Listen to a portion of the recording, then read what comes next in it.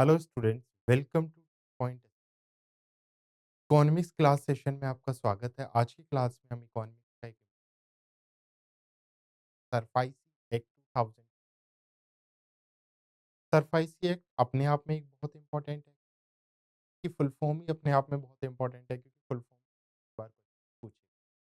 तो यहाँ पर हम समझेंगे सरफाइसी एक्ट है क्या, एक्चुअल में क्या इसका पर्पस था, क्यों सरफाइसी एक्ट को लाया गया, क्या बेसिकली ये पावर्स देता है, इंपॉर्टेंट सेक्शन से रिलेटेड एआरसीज यहाँ पर हम डिस्कस करेंगे। तो कंप्लीट जितने पॉइंट्स बन सकते हैं सरफाइसी एक्ट, बैंक एग्जाम्स के लिए एसएससी में भी आजकल पूछा जाने लगा है, वनडे किसी एग्जाम यहाँ से क्वेश्चंस पूछे जाते हैं। तो आज कंप्लीटली इस एक्ट को समझेंगे और जानेंगे एक्चुअली पर्पस क्या था सरफाइसी एक्ट। नाम से एक चीज तो समझ आ गई होगी कि ये एक्ट किस ईयर आया था। कई बार ऐसे भी पूछ लिया जाता है वनडे एग्जाम्स में, सरफाइसी एक्ट किस ईयर पास किया। तो आपको ये तो समझ आ गया होगा कि किस ईयर आया ये एक्ट, 2002। तो यहीं से शुरुआत करते हैं। मैं फुल फॉर्म के साथ स्टार्ट करूंगा इस टॉपिक को।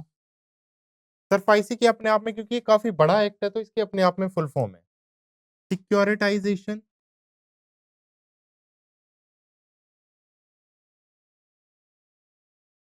And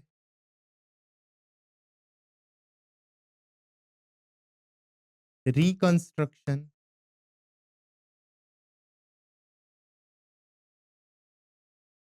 of financial assets and enforcement of security interest.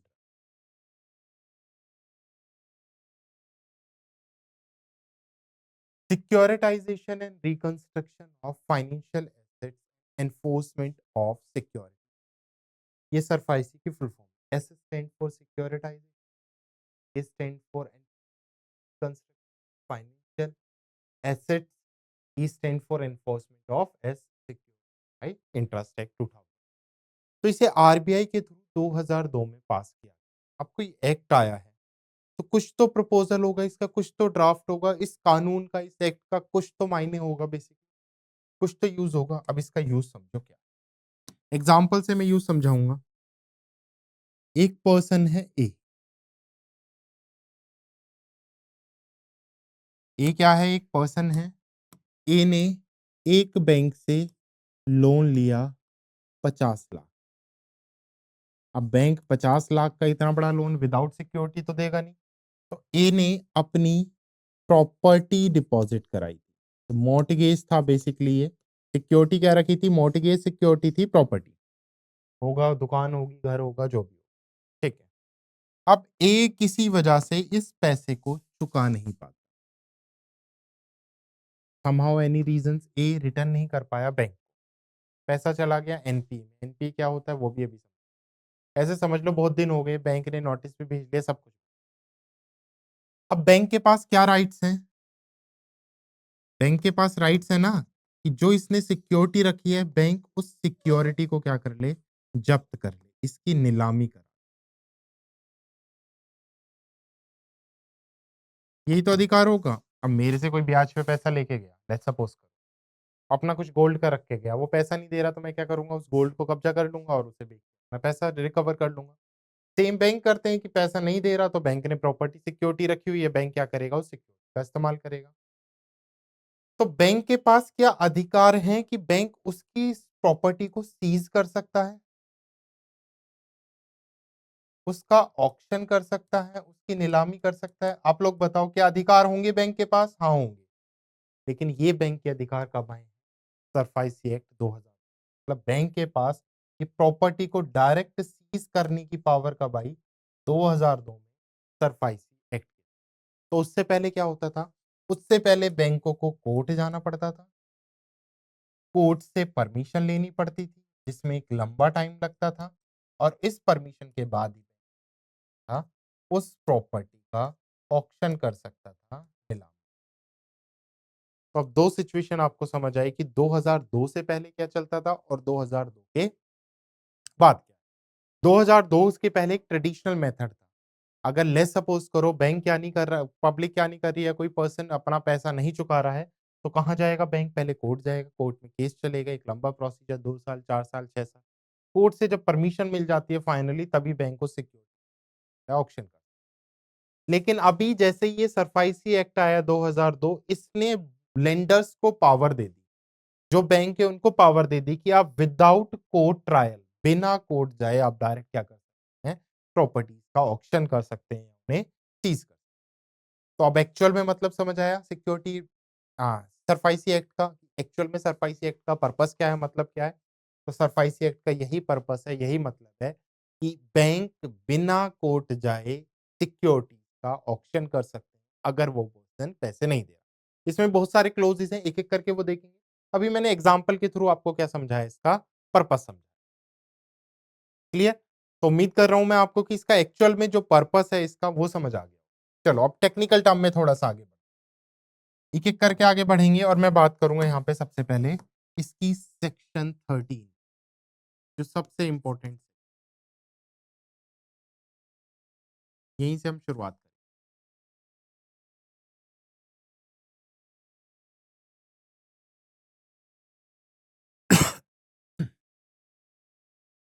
Section 13 की पे बात क्या कहती है section 13 of SARFAESI. Section 13 SARFAESI act power देती है लेंडर्स। लेंडर से मतलब क्या है, यहाँ पर किसकी हम बात कर रहे हैं? बैंक्स और फाइनेंशियल इंस्टीट्यूट्स की जितनी। तो बैंक्स को पावर देती है कि वो विदाउट कोर्ट ट्रायल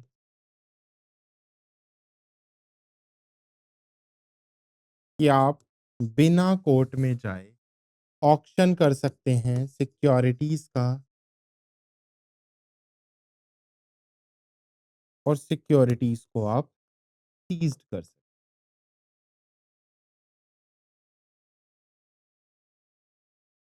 हैं। तो अगर आपसे पूछ ले किस सेक्शन में पावर दी गई है लेंडर्स को या बैंक्स को, तो किस सेक्शन में पावर दी गई है? सेक्शन 13 कहती है कि विदाउट कोर्ट ट्रायल आप क्या कर सकते हैं, सिक्योरिटी का सीज कर सकते हैं। बट इसके लिए भी तो कंडीशन होगी, ऐसे तो फिर सभी बैंक्स क्या करेंगे, बेसिकली ऑक्शन कर लेंगे, सीज कर लेंगे।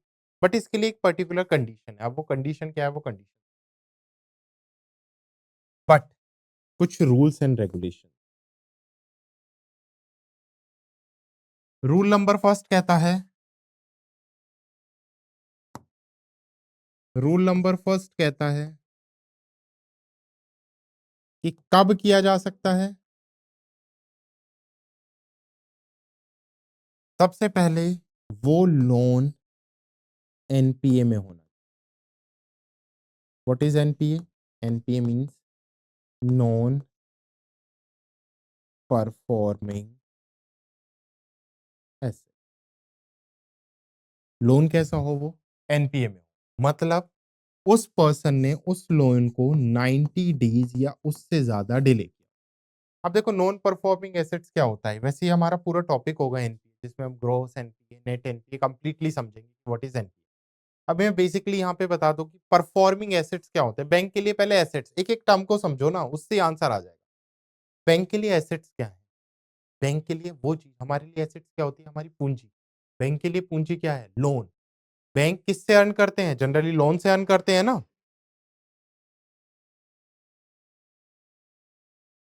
किससे अर्न कर रहे हैं बैंक? लोन से अर्न कर रहे हैं। तो बैंक के लिए एसेट्स क्या हो गए? लोन। अब लोन जब बैंक देगा तो बैंक को ब्याज मिलेगा, तो वो जो ब्याज मिलेगा वो बैंक के लिए क्या कहलाएगा? Performing asset. या वो लोन जो बैंकों को रिटर्न दे रहा है वो क्या कहला रहा है? परफॉर्मिंग। अब बैंक ने लोन दे दिया, अगला पर्सन चुकता ही नहीं कर रहा, ना ब्याज दे रहा ना लोन दे रहा, तो बैंक के लिए वो क्या हो जाएंगे? Non performing asset. और बैंक कब डिसाइड करता है? अगर वो 90 डेज या उससे ज्यादा डिले है तो बैंक उसे किस में डाल देगा? एनपीए में। तो एनपीए समझ आया? मैंने लोन लिया, मैंने 90 दिन तक बैंक को चुकता नहीं किया, तो वो क्या कहलाएगा? एनपीए। मतलब 90 दिन मैंने डिले कर दिया, जो मेरा ड्यू डेट है। तो पहली कंडीशन कहती है सरफाइसी एक्ट की कि बैंक तभी सेक्शन 13 का इस्तेमाल कर सकते हैं जब वो लोन पहले क्या हो? एनपीए। सेकंड, एनपीए में होने के बाद उस पर्सन को 60 डेज का नोटिस दिया। ऐसा नहीं है कि एनपीए में हुआ तुरंत चुका दी, वो कर दिया। तो क्या किया जाएगा? उस पर्सन को 60 दिन का क्या दिया जाएगा? नोटिस दिया जाएगा कि आपके पास 60 डेज़ हैं, आप क्या करें? हमारा पैसा चुकाएँ। क्लियर? बताओ यहाँ तक, क्लियर? अब ऐसा नहीं है कि बोरोवर को 60 डेज़ का नोटिस दे दिया और तुरंत बैंक ने क्या कर लिया उसे? बेसिकली हाँ, सीज़ कर लिया। अब यहाँ पे बोरोवर्स के भी कुछ राइट हैं, जो बताए गए हैं सेक्शन 17। सेक्शन 17 कहता है कि बोरोवर्स के पास राइट है, जो उधारकर्ता हैं, कि वो कहाँ जा सकते हैं? Can go to debt recovery tribunal. तो ये सारे पॉइंट्स काफ़ी इंपॉर्टेंट हैं, डायरेक्ट पूछ लिए जाते हैं। सेक्शन 17 क्या है? सेक्शन जो-जो सेक्शन लिखवा रहा हूँ, वो काफ़ी इंपॉर्टेंट है। सेक्शन 13 में लेंडर्स को पावर मिल गई कि वो सीज़ कर सकते हैं, बट रूल्स क्या कहता है कि सबसे पहले वो पैसा एनपीए में होना चाहिए, 90 दिन तक डिले होना चाहिए। उसके बाद 60 दिन का नोटिस जाना चाहिए। यहाँ पर सेक्शन 17 ने कहा का क्या कहा कि वो जो पर्सन है, जो बोरोवर है, वो डेट रिकवरी ट्रिब्यूनल्स में अप्रोच कर सकता है इसके रिगार्डिंग। ये समझ आ गया? ठीक है। इतना क्लियर है ना? आगे चलो। अब कुछ चीज़ें ऐसी हैं जिनको बाहर रखा गया है, जो एक्सक्लूड हैं सरफाइसी एक्ट। किस-किस को एक्सक्लूड किया गया? SARFAESI.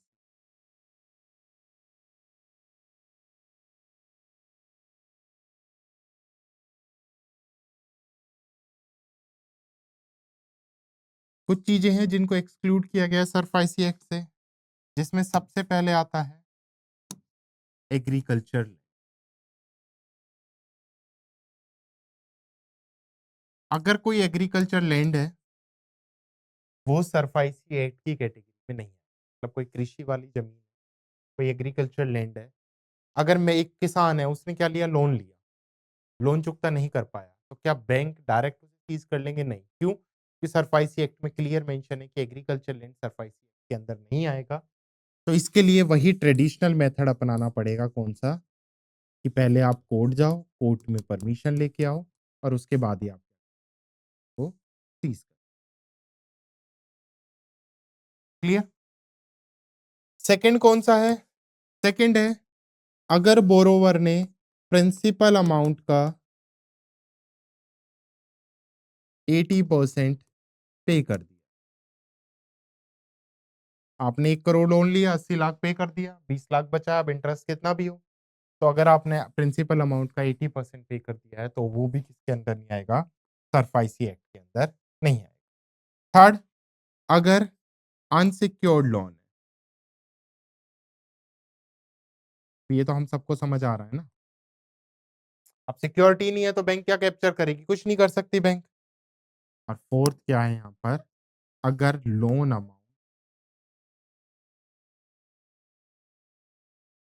Less than 1 lakh, 1 lakh या उससे कम लोन अमाउंट है, तो वो भी किसके अंदर नहीं आएगा? सरफाइसी एक्ट के अंदर नहीं। तो गवर्नमेंट ने क्या किया? कुछ चीज़ों को एक्सक्लूड कर दिया सरफाइसी एक्ट से, जिसमें सबसे पहले क्या एक्सक्लूड किया गया?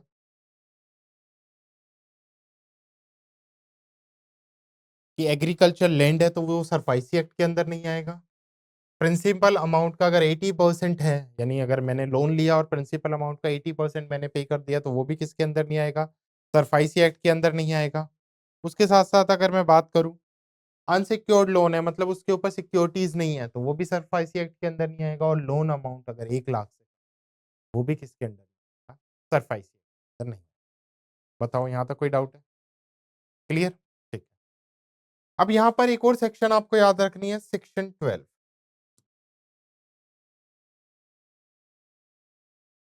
सेक्शन क्या कहती है? सेक्शन 12 एक्चुअल में क्या पर्पस है? सेक्शन 12 कहती है कि यहाँ पर आरबीआई के पास पावर है। आरबीआई सरफाइसी एक्ट को और स्ट्रॉन्ग बनाने के लिए, उसमें चेंज करने के लिए पॉलिसीज बना सकती, ड्राफ्ट मेकिंग कर सकती है, या कोई लॉज फॉर्म कर सकती है। तो आरबीआई क्या है? आरबीआई के पास पावर है, तो मैं बोल सकता हूँ सरफाइसी एक्ट को प्रॉपर्ली ऑपरेट कौन करेगा? Reserve bank of India. इतना क्लियर है? तो क्या-क्या समझ आया देखो सरफाइसी एक्ट से? एक बार मैं क्विक रिवाइज के थ्रू बता देता हूँ। सरफाइसी एक्ट, पहले फुल फॉर्म हमने देखी, securitisation and reconstruction of financial asset, enforcement of security interest. इसमें क्या किया जाएगा, रिकंस्ट्रक्ट किया जाएगा फाइनेंशियल एसेट्स को और एनफोर्स किया जाएगा सिक्योरिटी इंटरेस्ट। क्या होता है इस एक्ट का पर्पस क्या है? इस एक्ट ने लेंडर्स को पावर दे दी, मतलब बैंकों को पावर दे दी कि बैंक विदाउट कोर्ट ट्रायल, बिना कोर्ट में जाए सिक्योरिटीज को सीज कर सकते हैं कुछ कंडीशन के साथ। तो यानी ये बैंकों को और पावरफुल करने के लिए। अच्छा, कई बार ऐसा पूछा जाता है इसका एक्चुअल पर्पस क्या था, यहीं पे लिखवा देता हूं मैं। एक्चुअल टेक्निकल टर्म में एक्चुअल पर्पस क्या है? To reduce NP. जब हमने पीसीए पढ़ा था, प्रॉम्प्ट करेक्टिव एक्शन, मैंने एक टॉपिक आपको पढ़ाया था पीसीए प्रॉम्प्ट करेक्टिव एक्शन, उसमें बताया था कि एनपीए लिमिट कितनी है भारत की मैक्सिमम बैंकों के लिए? 6%। ये जो बैंक हैं अगर उन्होंने 100 करोड़ लोन दिया है तो 6 करोड़ ही एनपीए में होने से ज्यादा नहीं। तो अब सरफाइसी एक्ट को लाया गया ताकि एनपीए, नॉन परफॉर्मिंग एसेट्स को रिड्यूस किया जा सके। कैसे कैसे रिड्यूस किया जाएगा? भाई अगर बैंक ने लोन दिया, लोन चुकता नहीं किया पर्सन ने, तो वो एनपीए हो जाएगा। अगर बैंक उसकी सिक्योरिटीज को कैप्चर कर ले और उन्हें बेच दे, तो वो बैंक क्या कर लेगा, अपना लोन रिकवर कर लेगा। अब लोन रिकवर हो गया तो एनपीए रिड्यूस हो गया। तो वन लाइनर अगर आपसे पूछेगा कि इसका एक्चुअल पर्पस क्या है, तो टू रिड्यूस एनपीए, ताकि किसको रिड्यूस किया जा सके? नॉन परफॉर्मिंग एसेट्स को, यानी एनपीए को क्या किया, रिड्यूस किया। क्लियर? तो एक्चुअल पर्पस समझ आया। और एनपीए लिमिट अगर आपसे पूछे कितनी है पीसीए में जाने के लिए, तो 6%। आगे चलो, यहाँ पे मैंने बताया था कौन सी सेक्शन है इंपॉर्टेंट सेक्शन, अगर आपसे पूछेगा तो सेक्शन 13 है, जो बैंकों को पावर देती है, जो लेंडर्स को पावर देती है कि वो विदाउट कोर्ट ट्रायल सिक्योरिटी का ऑक्शन कर सकते हैं। बट कुछ तो कंडीशन होंगी ना, ऐसी थोड़ी कोई बैंक जाके सीज कर लेगा। पहली कंडीशन क्या है? लोन किस में होना चाहिए? एनपीए, मतलब कम से कम 90 दिन डिले होना। एनपीए के लिए कंडीशन ही क्या है? 90 डे। आज मेरी ड्यू डेट है, आज से 90 दिन तक एसएम 0, एसएम 1, एसएम 2 में जाएगा, वो अलग चीजें एनपीए में समझेंगे, स्पेशल मैनेजिंग अकाउंट 1 2 3। यहाँ पे इतना समझो कि एनपीए के लिए कैटेगरी है 90 डेज, 90 दिन से ज्यादा डिले हुआ तो हमारा लोन एनपीए में पहुंच गया, तो पहले एनपीए में होगा और उसके बाद क्या करेगा, पर्सन को 60 दिन का बैंक नोटिस देगा कि आपके पास 60 दिन का टाइम है, आप क्या करो, लोन को चुकता करो। क्लियर? उसके अलावा मैंने एक सेक्शन 17 भी बताई थी जहां पे बोरोवर्स को पावर दी गई है। तो यहाँ पर बोरोवर्स को पावर दे दी गई कि बोरोवर्स क्या कर सकते हैं, बेसिकली सेक्शन 17 के अंदर डेट रिकवरी ट्रिब्यूनल में जा सकते। क्लियर? आगे जब मैं बात करूंगा तो यहाँ पे कुछ एक्सक्लूज, हाँ बेसिकली एक्सेप्शनल भी है, कुछ चीजें हैं जिन्हें एक्सक्लूड किया गया है सरफाइसी एक्ट से। सबसे पहला क्या है? Agriculture land. अगर आपने एग्रीकल्चर लैंड के ऊपर लोन लिया है तो आपको क्या करना पड़ेगा? ट्रेडिशनल तरीके से कोर्ट जाना पड़ेगा और कोर्ट से परमिशन लेनी पड़ेगी, तभी बैंक क्या कर सकता है, प्रॉपर्टी को सीज या वो कर सकता है। तो इसको एक्सक्लूड किया गया है। सेकंड क्या है? अगर आपने प्रिंसिपल अमाउंट का 80% या उससे ज्यादा पे कर दिया है तो भी आपका सरफाइसी एक्ट के अंदर नहीं आएगा। थर्ड क्या है? अगर इनसिक्योर्ड लोन है, ये तो लॉजिकल है, अब सिक्योरिटी नहीं है तो सरफाइसी एक्ट तो सिक्योरिटी को कैप्चर करने की परमिशन देता है, यहाँ तो सिक्योरिटी नहीं है। और लास्ट क्या है यहाँ पर? लोन अमाउंट अगर 1 लाख से कम है तो भी वो सरफाइसी एक्ट के अंदर नहीं है। नेक्स्ट सेक्शन 12 की हमने बात की, आरबीआई को पावर देता है बेसिकली कि वो पॉलिसी और ड्राफ्ट प्रिपेयर कर सकते हैं to manage securitisation and reconstruction of financial assets and establish interest. SARFAESI act 2002। और किस ईयर इस एक्ट को लाया गया है? 2002 में, ये तो क्लियर है। यहां तक क्लियर है क्या? कोई डाउट? ठीक है। अब यहाँ पे एक पॉइंट और बचा है इस एक्ट के अंदर, जिसे हम बोलते हैं ARC, assets reconstruction company.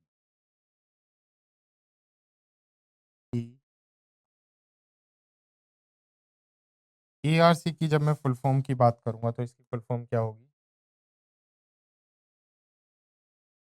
Assets reconstruction company. अब ये एआरसी क्या होगी, ये समझो, और कुछ पॉइंट्स हैं एआरसी। सबसे पहले एआरसी को कहां पर एक्सप्लेन किया गया है? Section 3 of SARFAESI act 2000। तो सरफाइसी एक्ट 2002 के अंदर ही सेक्शन 3 के अंदर एसेट्स रिकंस्ट्रक्शन कंपनी की बात होती है, एआरसी की बात होती है। अब एआरसी है क्या? समझाने के लिए ऐसे समझो, ये एक तरह से बिल्डर की तरह काम करती है। बिल्डर की तरह काम करने से मतलब क्या है? जैसे बिल्डर होता है ना, जिसका काम क्या होता है, पुरानी प्रॉपर्टीज को तोड़कर नई प्रॉपर्टी में कन्वर्ट। लेट्स सपोज करो, मैंने माना बैंक ने किसी की प्रॉपर्टी नीलाम की। बैंक को प्रॉपर्टी चाहिए, बैंक को एक्चुअल में अपना पैसा चाहिए। बैंक को तो एक्चुअल में अपना पैसा चाहिए ना, प्रॉपर्टी से क्या? बैंक आगे उसे नीलाम करेगा। बैंक ने एक सरफाइसी एक्ट के तहत कोई प्रॉपर्टी कैप्चर की। आगे चल के जब बैंक ने ऑक्शन किया, उसकी नीलामी की, तो वो प्रॉपर्टी बिकी नहीं। क्यों? क्योंकि वो बहुत पुरानी पुरानी प्रॉपर्टी थी, उसमें किसी ने इंटरेस्ट ही नहीं दिखाया। तो अब बैंक क्या करेगा? ऐसी कंडीशन बैंक कॉन्टैक्ट करेगा एआरसी। एआरसीज़ उस प्रॉपर्टी को रीडेवलप करेंगी, लाइक उसे मॉल्स में कन्वर्ट करें, प्लाज़ा में कन्वर्ट करें, उसे रीडेवलप करें। रीडेवलप करके फिर सेल करेंगे और फिर बैंक और अपना प्रॉफिट अर्न करेंगे। उसके साथ-साथ बैंक के बिहाफ पर ये एसेट्स रिकवरी का भी काम करती है। मतलब जो पर्सन है, उससे रिकवरी के लिए भी क्या काम करती हैं? एआरसी। तो एसेट्स को ये रिकंस्ट्रक्ट करके उसके बाद सेल कर। तो समझ आया एआरसी का काम क्या है? Section 3 of SARFAESI act 2002 explain करता है किसके बारे में? एआरसीज़ के बारे में। किसके बारे में बता रहा है ये? एसेट्स रिकंस्ट्रक्शन कंपनीज़ के बारे में ये बता रहा है। एक्चुअल में assets reconstruction company. Clear? Okay. अब एआरसी से कुछ पॉइंट्स हैं जो आपको याद रखने हैं। इतना तो समझ आ गया सरफाइसी एक्ट के अंदर है, क्या इनका पर्पस है एसेट्स रिकंस्ट्रक्शन कंपनी का। एक तो मैंने बताया ये सेक्शन 3 के अंदर आता है, सेक्शन याद रखनी है। इंडिया के अंदर जो फर्स्ट एआरसी थी, वो थी ARC India limited, assets reconstruction company India limited. ARC की मैं बात करूं तो भारत के अंदर टोटल एट प्रेजेंट 29 एआरसी, जैसे अडानी एआरसी, क्लियर। तो जो बड़ी बड़ी ऑर्गेनाइजेशन, एआरसी कोई भी ओपन कर सकता है, बट इसके लिए कंडीशन होती है कि आपको कम से कम 100 करोड़ का इन्वेस्टमेंट करना पड़ेगा। कितना इन्वेस्टमेंट जरूरी? 100 करोड़ का। कई बार ऐसे भी पूछा गया कि एआरसी के लिए एफडीआई लिमिट कितनी? FDI and FII, foreign direct investment, foreign portfolio या इंस्टीट्यूशनल इन्वेस्टर। तो इसके लिए पहले बिफोर 74 थी एफडीआई लिमिट, बट अभी कितनी है? At present 100% FDI limit. Foreign direct investment कितना हो सकता है यहाँ पे? 100। तो ये था एआरसी। सेक्शन 3 याद रखनी है, पहली एआरसी याद रखनी है, टोटल एआरसी। एआरसी के लिए कैपिटल इन्वेस्टमेंट कितना होना चाहिए? कितना होना चाहिए? 100 करोड़। उसके साथ-साथ एफडीआई, एफपीआई लिमिट 8% कितनी है? 100 करोड़। और एआरसी एक्चुअल में क्या है, ये भी मैंने एग्जांपल के साथ समझा। तो यहाँ तक बताओ समझ आया? तो ये था हमारा SARFAESI act, securitisation and reconstruction of financial assets and enforcement of security interest act 2002, जिसका पर्पस था बैंकों को और पावरफुल बनाना, एनपीए को रिड्यूस करना, एआरसी को डेवलप करना। कुछ कंडीशंस यहाँ पे हमने पढ़ी थी जो इंपॉर्टेंट कंडीशंस हैं। तो कंप्लीटली ये एक्ट हमने क्या किया है? डिस्कस। क्लियर है यहाँ तक? बताओ किसी को कोई डाउट है? ठीक है। तो यहीं तक रखेंगे इस टॉपिक को। ये इतना ही है, सफिशिएंट है इतना जितना हमने पढ़ा है। बाकी ये क्लास आज यहीं पे वाइंड अप करेंगे। नेक्स्ट सेशन से हम नेक्स्ट टॉपिक स्टार्ट करेंगे। तो I hope you like the session. Thank you.